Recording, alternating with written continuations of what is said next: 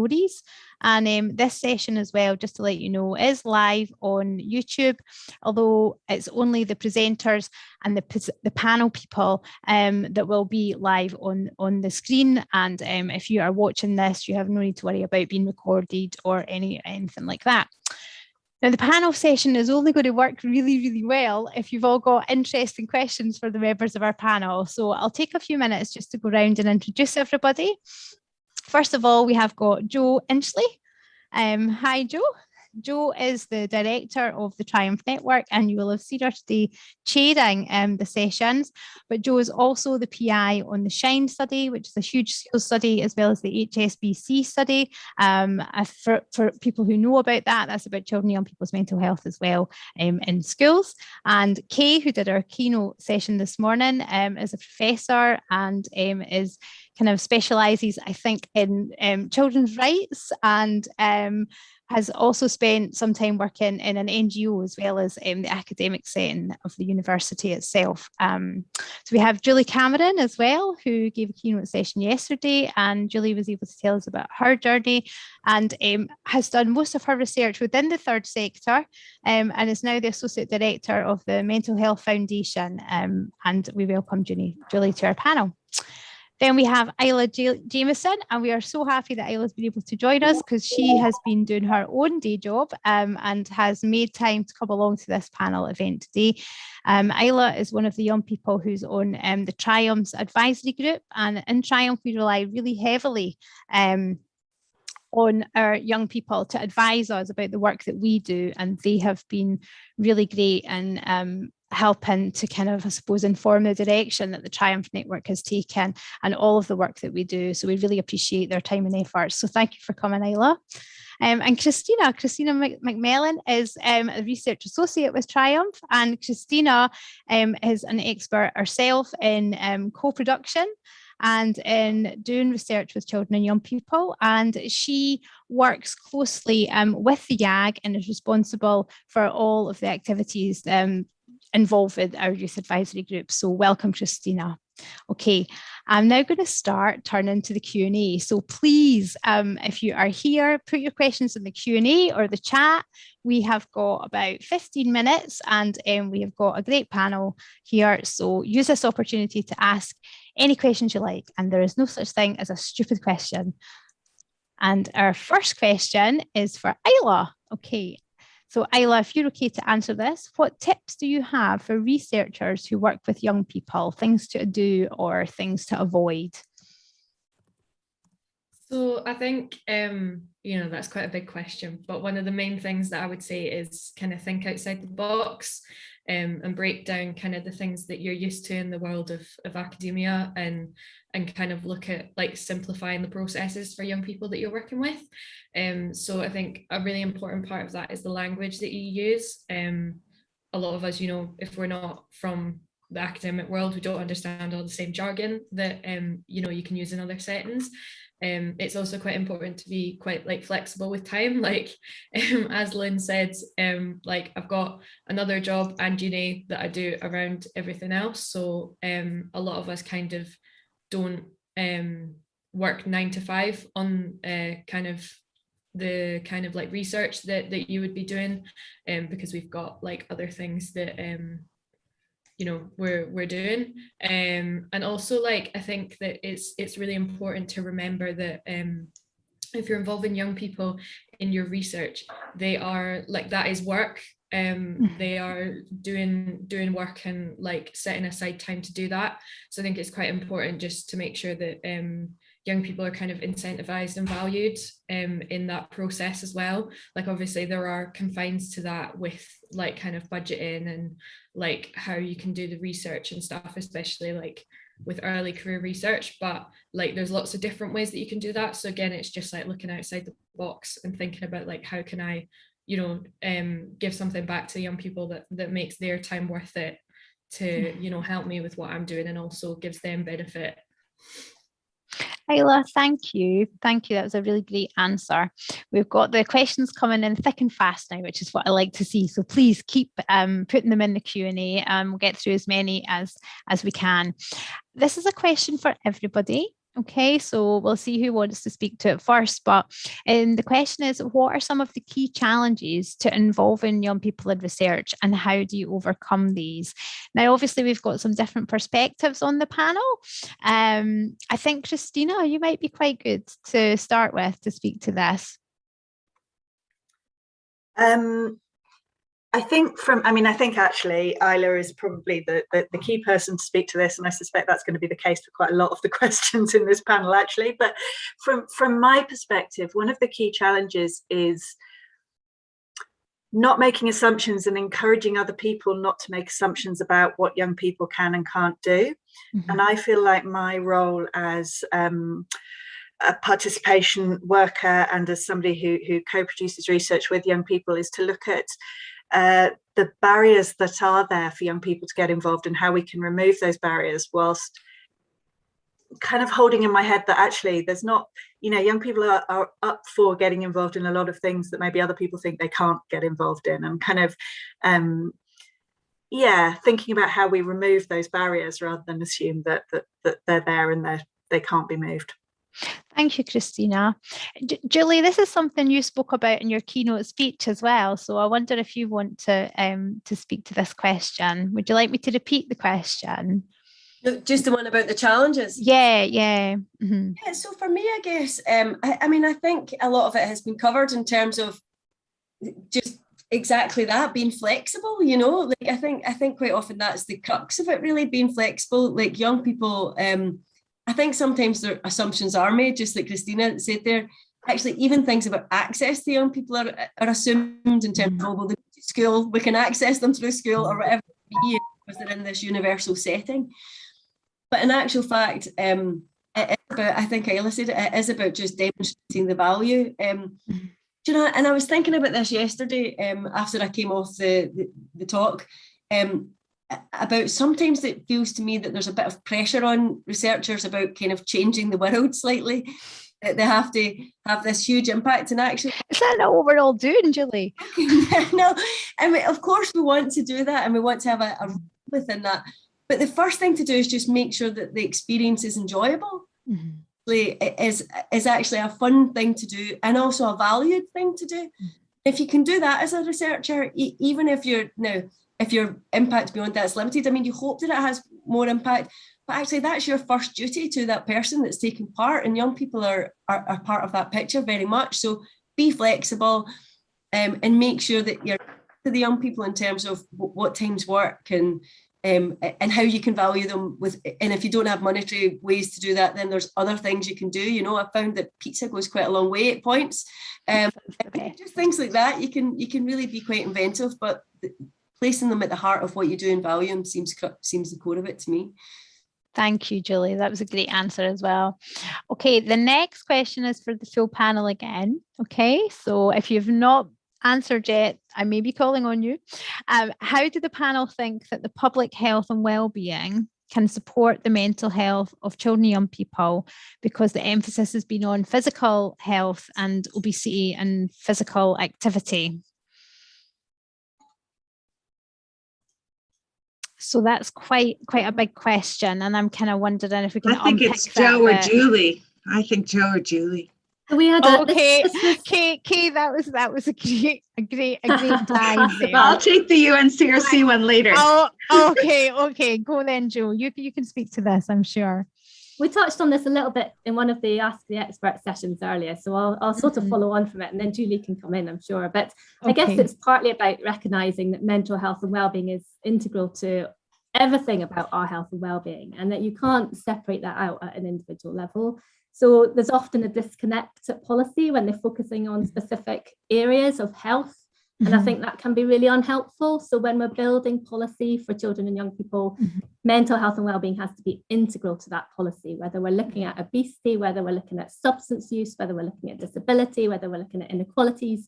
You have to look at the mental health and wellbeing of young people as part of that policy, and because it underpins wellbeing, doesn't it, across the board. And that's true as well in our practice. And I think we're seeing that reflected in research. It's been really interesting over the last couple of days. So many of the presentations have reflected the connections between mental health and wellbeing and other aspects of young people's lives. But we maybe need to bring that more into the policy arena and connect up at that level. That's fabulous. Now, the next question goes back to kind of co-production again. And I'm going to go back to, how do you encourage and highlight the importance of co-production with reluctant stakeholders and funders? And I know that kind of, people speak a lot about even getting that, we call it PPI money, but how do you get that money built into the grant? Do you know what I mean? And especially when there's a lot of early work that has to happen, especially if we want to involve them. This is me speaking myself to add to that question, but if you want to involve people from the beginning, in terms of designing and developing, the research proposal as well, how do you involve them at those stages? How do you encourage and highlight the importance to the stakeholders and funders? That was the question. So, Kay, you've avoided the questions so far. Although I was all ready for the challenges for some of that, but maybe to say some initial things. I mean, certainly one thing is I feel in the various places that I'm working that it's improved greatly. From 20 years ago, where one of my first big ones got completely turned down. And one of the biggest critiques is we wanted to involve young people as researchers, and it was completely slated because of that. Anyway, so I feel it's very different, although I have to say, I still find us tending to justify it. And unfortunately, we have lots of ways and insight from X, Y to Z in terms of being able to justify it. I think the point I might want to go on is that I still think that now there's an increasing rhetoric of co-production, and it's very strong, I think, in the UK around health. So in some ways, that's really great.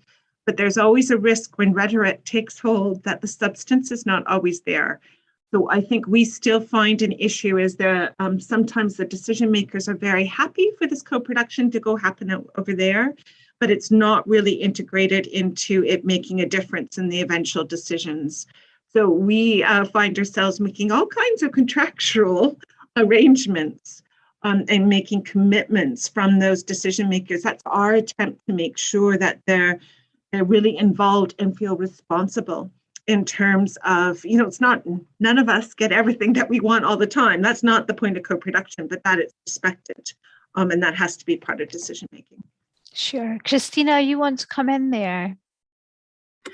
Yeah, it's just, I entirely agree with everything Kay's saying, and also building on that, I think that the way that we encourage funders and stakeholders is to show that the co-production makes a difference to the research that we do and makes the research that we do stronger.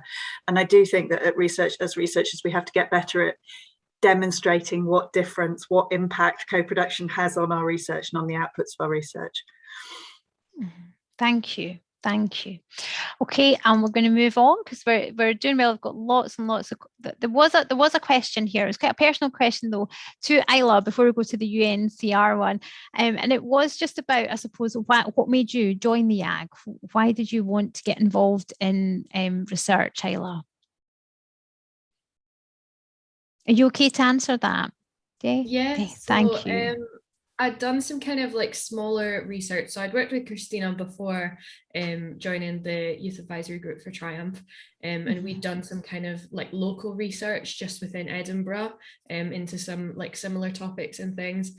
So the opportunity to kind of do it on a more like UK wide like scale was really exciting to me, and knowing that like my like experience, like my direct experience with mental health and like my experiences as a young person, because of the way that the project was set up, was actually going to be able to make a difference. Like I was actually going to be able to use that for a tangible outcome. So that really appealed to me, that I could turn stuff that wasn't necessarily that positive into something that was actually going to create an end product and then go on to impact stuff in the future. And what do you enjoy most about then working with the researchers then, Isla? What is it that you feel that you enjoy most about that? So I really enjoy getting to do things that kind of are way above my like experience level. Like I really enjoy the fact that I'm working with all of these academics who've got like PhDs, and then I'm here as a second year undergrad student with no clue what I'm doing, but we're like valued in that process like just as much, because while obviously I don't have experience in as much like research and academia, like I have the experience of being a young person, and I think like feeling listened to by other people, and kind of it's not just listening, it's like facilitated listened to, like it's listened to in a way that is, I'm listening to what you're saying and we're going to turn that into action. We're going to turn that into like research. We're going to turn it into an end product, rather than just, I'm going to listen to what you're saying so that you've had the chance to talk.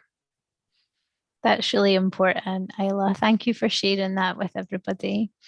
And the final question I think we've got time for is about the UNCR, and I know that Christina and Kay will want to speak to this, but it's the UNCR is enshrined in Welsh law. What ideas do you have for helping the UNCR writes a daily lived experience for young people across the UK? So I'm going to go to Kay first on this, because she said she was happy to answer it.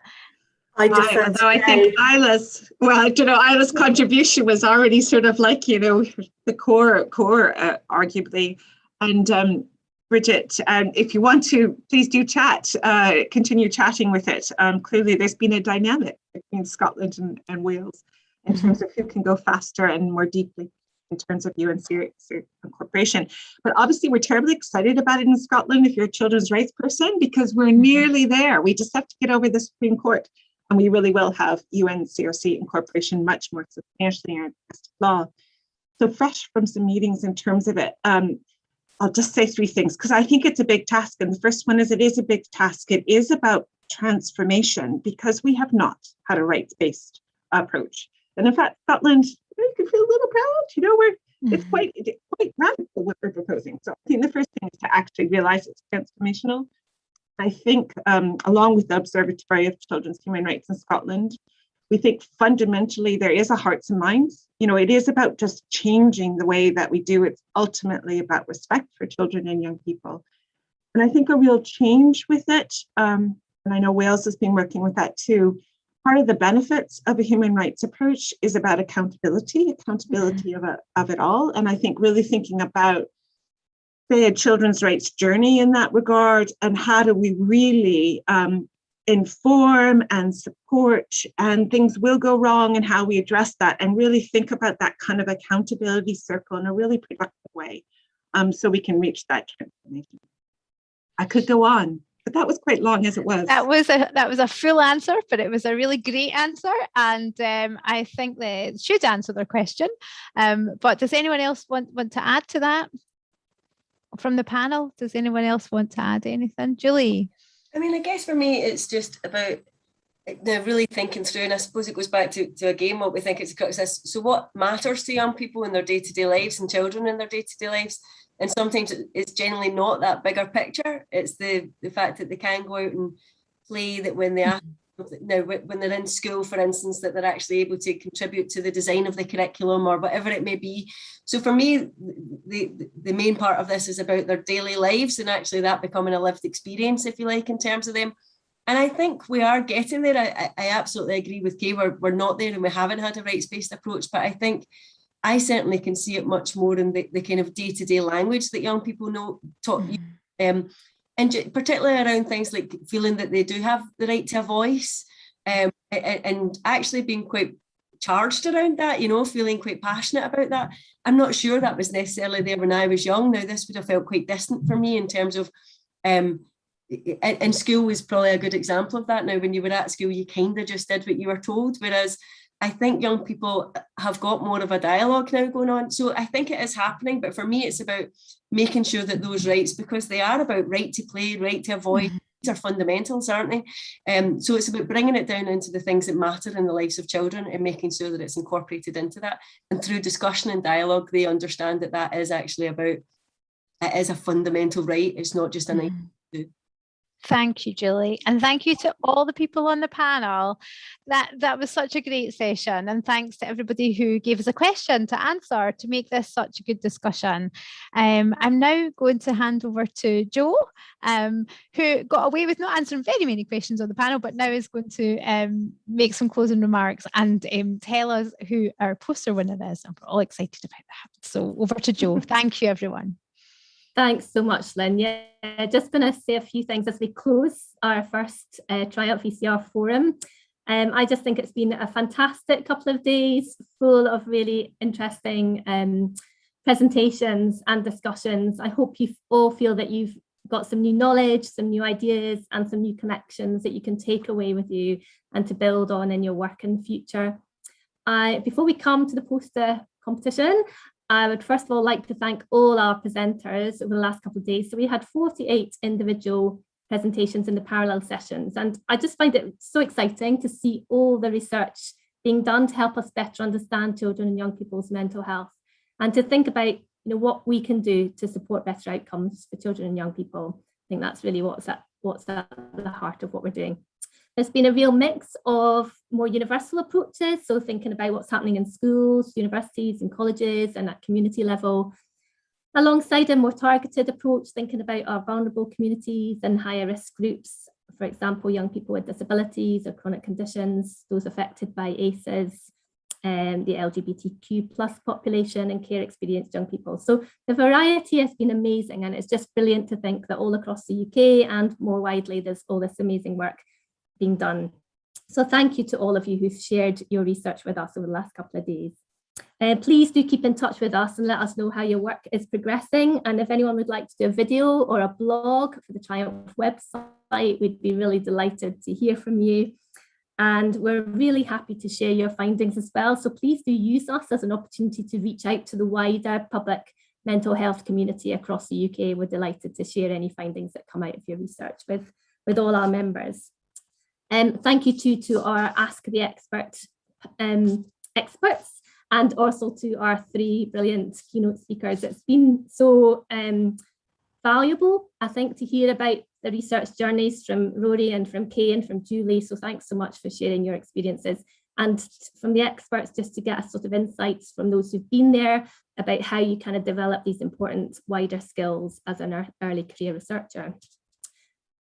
Right, so the poster competition. So thank you to all who submitted the posters to our poster competition. We were so impressed with the entries that we got, and I am delighted to announce that we are awarding the prize to Natalie Beisel from the University of Sheffield. Lynn, can you hear me okay? Because yeah. Good, you heard that. So congratulations. You did freeze, but Natalie, you won. Yay! Congratulations, Natalie. So Natalie wins our £100 voucher prize for her poster about Represents on the Level COVID-19 mental health programme in schools. And just to let you know that video is now available on Twitter, YouTube, and will be posted on the TRIUMPH website. Well done to Natalie.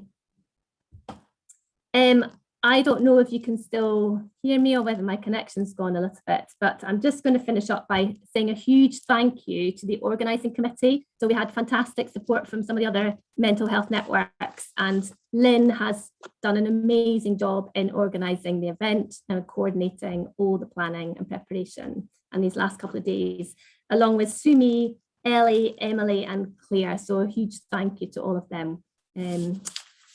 You'll be looking forward to a glass of wine tonight, I know all of you. So I think it just remains for me to say thank you again to all of you for your participation, and I wish you all the best in your future research, and we look forward to meeting you again, hopefully in person at some point in the future. So all the best to all of you, and thanks so much. Thanks all.